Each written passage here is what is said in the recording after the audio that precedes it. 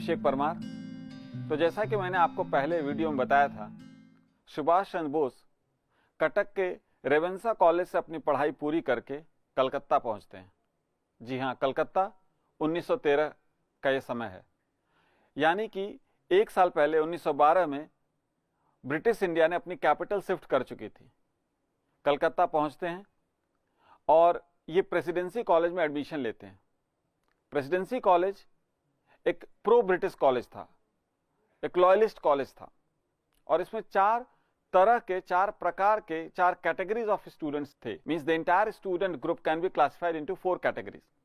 एक वो जो बहुत पढ़ाकू बच्चे होते थे, दूसरे वो जो जमींदार के बच्चे होते थे, अमीर घराने से आते थे पर पढ़ने में कोई रुचि नहीं थी। मजेदार बात यह है कि आमतौर पे ये दोनों ही ग्रुप भारत के किसी भी कॉलेज में मिल जाएंगे। तीसरा ग्रुप अलग था, और ये ग्रुप था वो ग्रुप जो स्वदेशी आंदोलन के समय जो रिवॉल्यूशनरी मूवमेंट ने जन्म लिया था बंगाल में, उनके अनुयायी थे, उनके फॉलोअर्स थे। और चौथा रामकृष्ण परमहंस और विवेकानंद जी के आदर्शों पे जीने वाला ग्रुप, मतलब service to mankind, service to God. Subhash Chandra Bose इन चारों ग्रुप में चौथे ग्रुप में शामिल हो जाते हैं, मतलब कि वो गेरुआ वस्त्र, मतलब सैफरन कलर कपड़े पहन करके सेवा भाव में लिप्त हो जाते हैं। जो देश प्रेम की आग, जो अग्नि उनके अंदर धधक रही थी, उसका एक परिलक्षित रूप या कह लें उसका एक मैनिफेस्टेशन है ये सेवा भाव। 1914 में इसी मार्फत वो घूमते घूमते मुर्शिदाबाद और शांति निकेतन पहुंचते हैं और रविन्द्रनाथ टैगोर से मिलते हैं। 1914 में विश्व युद्ध शुरू हो चुका था, और 1916 में वो घटना होती है जिसकी चर्चा मैंने आपको पहले के वीडियो में बताया था, या ये कह लें कि वादा किया था कि मैं बताऊंगा। तो घटना क्या थी? दरअसल हुआ यूं कि E.F. ओटन नाम के एक हिस्ट्री के प्रोफेसर थे, और उन्होंने एक दिन, 1916 की बात है, उन्होंने एक दिन एक यूनिवर्सिटी के स्टूडेंट को मैन हैंडल किया, या समझ लीजिए उसका हाथ पकड़कर उसका मरोड़ दिया, क्योंकि वो शोर मचा रहा था, ऐसा E.F. ओटन साहब कहते हैं। फिर उसके बाद क्या होता है कि अगले ही दिन बच्चों ने स्ट्राइक कर दी। प्रेसिडेंसी कॉलेज में स्ट्राइक, ये उस समय के लिए बहुत ही बड़ी बात थी, क्योंकि मैंने आपको बोला अभी कि वो लॉयलिस्ट कॉलेज था।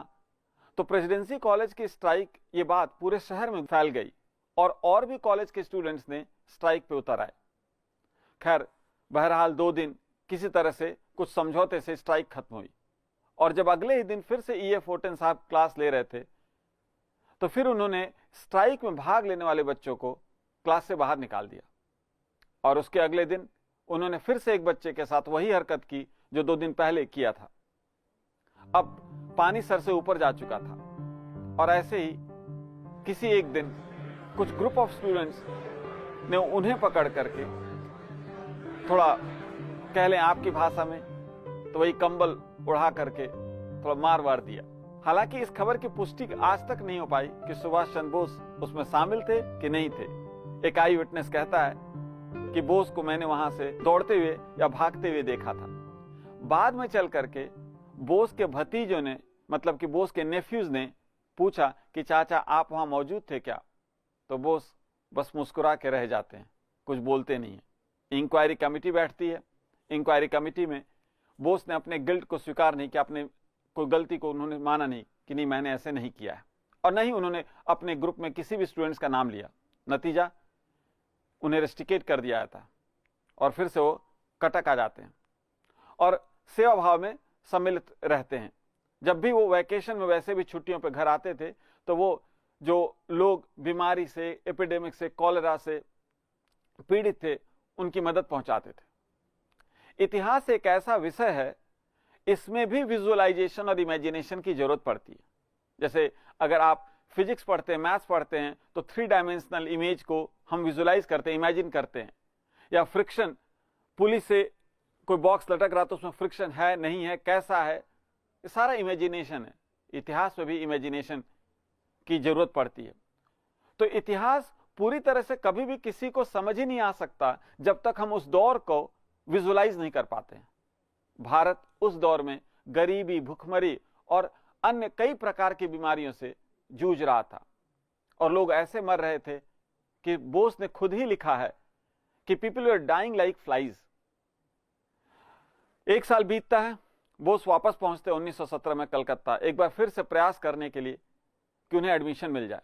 खैर प्रेसिडेंसी कॉलेज में तो एडमिशन नहीं मिलता है, उनको स्कॉटिश चर्च कॉलेज में एडमिशन मिलता है।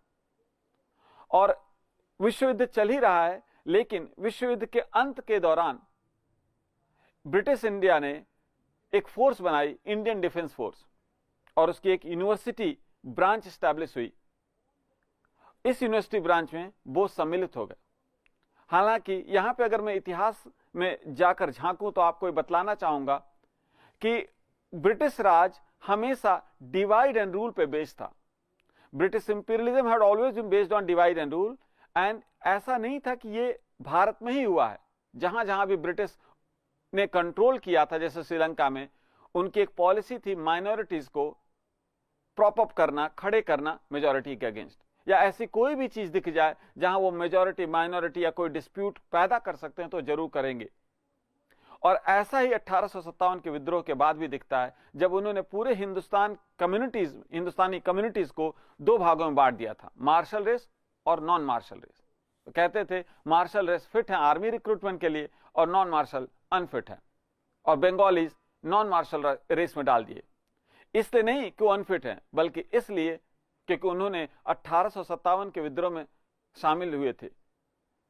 तो खैर जो डिफेंस यूनिट थी इंडियन डिफेंस फोर्स की, उसमें बोस सम्मिलित होते हैं। और बोस ने एडमिट किया अपनी किताब में इंडियन स्ट्रगल में कि जब वो यूनिफॉर्म पहनते थे और कंधों पे बंदूक रखते थे तो उन्हें एक नई एडवेंचरिज्म की फीलिंग आती थी।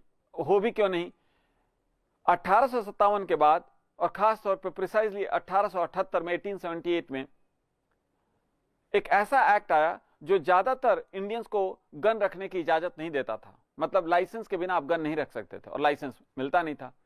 तो जब बोस अपने कंधों पर बंदूक और यूनिफॉर्म में रहते थे तो एक नई फीलिंग ऑफ प्राउड फील करते थे। हालांकि उन्हें पता था, इल्म था, एहसास था कि हमारा देश गुलाम है। तो 1917 में वो डिफेंस यूनिट में शामिल हो जाते हैं और पढ़ाई भी वो साथ साथ बहुत मेहनत से करते हैं, मन लगाकर करते हैं। उन्होंने ऑनर्स फिलॉसफी से किया और फिलॉसफी से ऑनर्स करते दौरान उन्होंने बीए में पूरे कलकत्ता यूनिवर्सिटी में जितने भी एफिलिएटेड कॉलेजेस थे उनमें सेकंड रैंक हासिल की। और सेकंड रैंक हासिल करने के बाद उनके बहुत सारे प्राइजेस और मेडल्स मिलते हैं। उनके पिताजी जानकीनाथ बोस खुश होते हैं और कलकत्ता आते हैं और उनसे मिलते हैं और उनसे एक बात कहते हैं कि मेरी इच्छा है कि आप आईसीएस ज्वाइन करें। बोस को ऐसी कोई बहुत ज्यादा इच्छा नहीं थी आईसीएस की, बल्कि उनको यह लगा कि चलो आईसीएस के बहाने वो लंदन जाएंगे। और आईसीएस तो टफ है, टफ इसलिए भी था क्योंकि बस 8 महीने बचे हुए थे एग्जाम में। उन्हें लगा कि इंग्लैंड जाएंगे तो कम से कम वो कैम्ब्रिज या ऑक्सफोर्ड में पढ़ सकेंगे इसी बहाने। उस समय प्रोविंशियल एडवाइजर एक हुआ करते थे जो कि कैम्ब्रिज रिटर्न थे, जो एडवाइस या काउंसलिंग देते थे अगर कोई भारतीय बच्चा बाहर पढ़ने जा रहा है तो क्या करना चाहिए, मतलब डूज एंड डोंट्स, और कैसे उसको आगे अपने करियर को देखना चाहिए। तो बोस उनसे मिलने जाते हैं, बताते हैं कि मेरे पिताजी चाहते हैं कि मैं आईसीएस एग्जाम में कंपीट करूं, बैठूं, अपीयर करूं। तो वो प्रोविंशियल एडवाइजर कहता है कि वहां पे ऑक्सफोर्ड और कैम्ब्रिज के बच्चे एग्जाम देंगे, तुम नहीं कर पाओगे, या आम भाषा में कहें जो आज के पॉपुलर लैंग्वेज है, तुमसे ना हो पाएगा। बोस दलील देते हैं कि मैं यूनिवर्सिटी में सेकंड रैंक हासिल किया हूं, जबकि मैं 1 साल रिस्ट्रिकेटेड था, पढ़ाई बाधित थी, फिर भी मैंने मेहनत किया, मुझे भरोसा है कि मैं कुछ अच्छा करूंगा। पर वो इंसान जिद पकड़ के बैठा था कि नहीं, तुम यूं ही अपने पिताजी के 10,000 रुपए बर्बाद करोगे।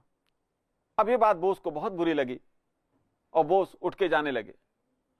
और जब वो दरवाजे के पास पहुंचे तो इस प्रोविंशियल एडवाइजर ने फिर से बोला कि तुम्हारा वहां जाना व्यर्थ है, पैसे की बर्बादी है। बोस दरवाजे से पलटते हैं और जानते हैं आप क्या कहते हैं? बोस कहते हैं मेरे पिताजी चाहते हैं कि मैं वो 10,000 रुपए बर्बाद करके आऊं। और बोस सितंबर 1919 में निकल पड़ते हैं इंग्लैंड के लिए। जुलाई में एग्जाम था नेक्स्ट ईयर। बोस पहुंचते हैं वहां 25 अक्टूबर 1919 में पहुंचते हैं इंग्लैंड, और वहां कैम्ब्रिज में एडमिशन मिल जाता है उनको। पढ़ाई करने के दौरान बोस आईसीएस के लिए जमकर मेहनत करते हैं। टोटल 9 पेपर होते थे। बोस एग्जाम देकर आते हैं और बड़ा दुखी हो जाते हैं कि उनको 150 नंबर के मार्क्स छूट गए, पेपर वो कर नहीं पाए। अपने दोस्त दिलीप कुमार रॉय को पत्र लिख के बताते हैं कि मेरा पेपर छूट गया 150 नंबर का। जैसे अमूमन हम लोग की जिंदगी में भी एग्जाम देते समय होता है ना कि हम नर्वस हो जाते हैं, यार पेपर खराब, अब हमारा रिजल्ट क्या होगा। सितंबर 2020 में रिजल्ट आता है और बोस सिविल सर्विसेज एग्जाम महज पास नहीं करते हैं, उनका रैंक 4th था। और विडंबना देखिए कि उनके जो मार्क्स थे इंग्लिश कंपोजिशन में, जी हां, इंग्लिश कंपोजिशन में जो अंग्रेज हमारे देश पे शासन कर रहे थे, उस इंग्लिश कंपोजिशन में बोस हाईएस्ट मार्क्स पाते हैं। अब बोस का सिलेक्शन तो हो गया, एक प्रश्न सामने खड़ा था, मतलब एक बड़ा क्वेश्चन के सामने था, जो वो भावना से प्रेरित थे, service to mankind is service to God. क्या आईसीएस में रह के उस भावना से प्रेरित होके या उस फीलिंग को वो जस्टिफाई कर पाएंगे, वो देश सेवा कर पाएंगे? तो पत्रों द्वारा अपने बड़े भाई जिनसे वो बहुत अटैच थे, शरद चंद्र बोस को लेटर लिखते हैं, बोलते हैं मुझे नहीं लगता कि मैं ये काम कर पाऊंगा, आईसीएस भी करूं और जॉब भी करूं और पब्लिक की सेवा भी कर पाऊं। तो शरद चंद्र बोस उनके बड़े भाई दलीलें देते हैं कि इससे पहले भी रोमेश चंद्र दत्त बंगाली, वो भी आईसीएस क्वालिफाई किए थे और उन्होंने ब्रिटिश इकोनॉमिक पॉलिसीज को बहुत क्रिटिसाइज किया था, उन्होंने भी देश में योगदान दिया था, मॉडरेट नेशनलिस्ट थे। उन्होंने एक किताब लिखी थी, RC Dutt, Romesh Chandra Dutt, the economic history of India, which was published in 2 volumes in 1902-1903 around. पर बोस की जो आत्मा थी वो कहीं ना कहीं से इस बात के लिए तैयार नहीं थी, उन्हें कहीं ना कहीं ये बात खटक रही थी कि नहीं, मैं ऐसा शायद न कर पाऊं। और फाइनली वो अप्रैल 1921 में रिजाइन कर देते हैं। वो रिजाइन कर देते हैं और resignation secretary of state ES Montagu को लिखते हैं। ये वही मॉन्टेगू हैं जिनके नाम पे एक रिफॉर्म है, मॉन्टेगू चेम्सफोर्ड रिफॉर्म्स। चेम्सफोर्ड उस समय वाइसरॉय थे। लिखते हैं और इंडिया की तरफ या इंडिया का रुख कर लेते हैं और वो 16 जुलाई 1921 को बॉम्बे आते हैं। जिस दिन वो बॉम्बे आते हैं, ठीक उसी दिन, उसी दोपहर, वो एक ऐसे शख्स से मिलते हैं जो हिंदुस्तान का इतिहास बदलने वाला है। हिंदुस्तान का इतिहास तो बदलने वाला है, लेकिन क्या ये शख्स जिनसे बोस दोपहर में मिलते हैं, ये शख्स बोस के ऊपर कोई प्रभाव छोड़ पाएंगे या नहीं? इसको देखते हैं अगले वीडियो में।